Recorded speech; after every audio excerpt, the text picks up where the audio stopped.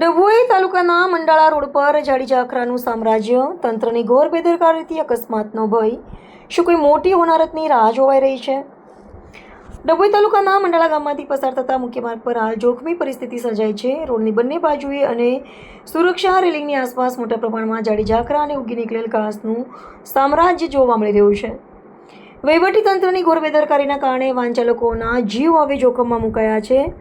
Railing ઢકાઈ ગઈ, મોટો વળાંક બન્યો ડેન્જર ઝોન. સ્થાનિકોના જણાવ્યા અનુસાર મંડાળા ગામ તરફ આવતા રોડ પર એક મોટો જોખમી વળાંક આવેલો છે. રોડની સાઈડમાં આવેલી સુરક્ષા રેલિંગ આ જાળીઓમાં આખી ઢકાઈ ગઈ છે, જેના કારણે તે વાહન ચાલકોને બિલકુલ દેખાતી નથી.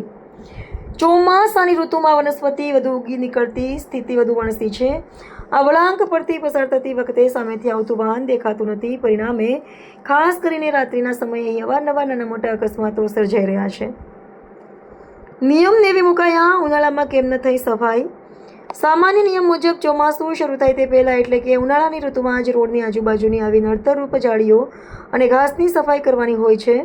જો ઉનાળામાં કામગીરી સમયસર કરવામાં આવી હોત તો ચોમાસામાં આટલી વિકટ સ્થિતિ ઊભી ન થઈ હોત. પરંતુ માર્ગ અને મકાન વિભાગ કે સ્થાનિક તંત્રે આ બાબતે કોઈ તકેદારી રાખી નથી. જનતાનો સવાલ, શું તંત્ર કોઈ મોટી દુર્ઘટનાની રાહ જોઈ રહ્યું છે?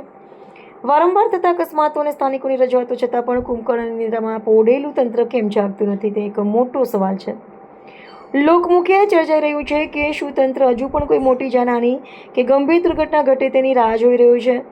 શું તંત્ર કોઈનો જીવ ગયા પછી જ જાગશે અને સાફ સફાઈની કામગીરી શરૂ કરશે? આ રોડ પરથી રોજ સેંકડો વાહન ચાલકો પસાર થાય છે, જેમને દરરોજ જીવના જોખમે મુસાફરી કરવી પડે છે. ક્યારે આ જોખમી જાળીઓની સાફ સફાઈ કરવામાં આવે છે અને અહીંથી પસાર થતા વાહન ચાલકોને ક્યારે ભયમુક્તિ રાહત મળે છે?